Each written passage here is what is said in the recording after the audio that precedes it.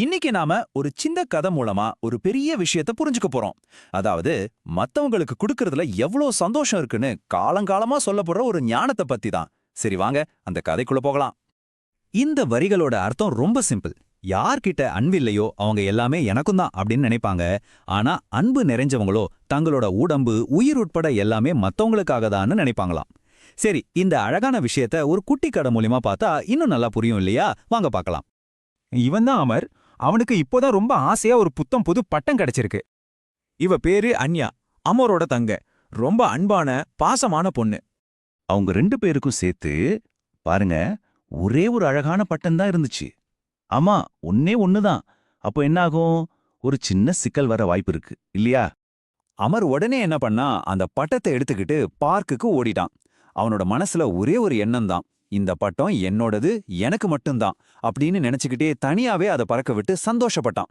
ஆனா பாருங்க, அந்த சந்தோஷத்துல அவன் கூட வேற யாருமே இல்ல. ஆனா அன்யா அவளோட கவனம் அமர் மேல இல்ல. பூங்காவுல ஒரு ஓரமா தனியா ஒரு புது குழந்தை உட்கார்ந்து இருக்கிறத பார்த்தா.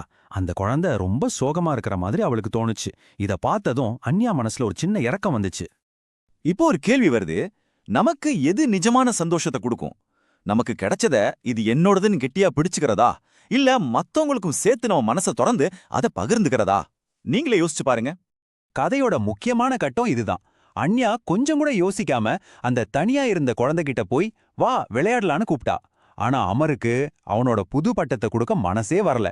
முதல்ல ரொம்ப தயங்குனான். ஆனா அன்யாவோட முகத்தையும் அந்த புது குழந்தையோட முகத்துல தெரிஞ்ச ஒரு ஏக்கத்தையும் நம்பிக்கையும் பார்த்தான்.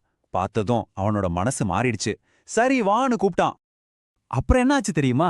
3 பேரும் ஒன்னா சேர்ந்து ஒரே பட்டத்தை பறக்க விட்டாங்க.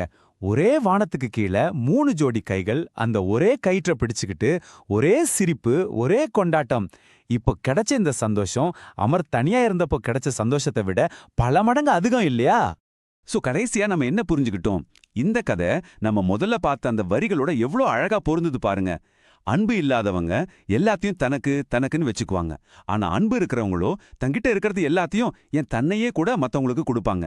இதுதான் வாழ்க்கையில இருக்கிற 2 முக்கியமான வழிகள்.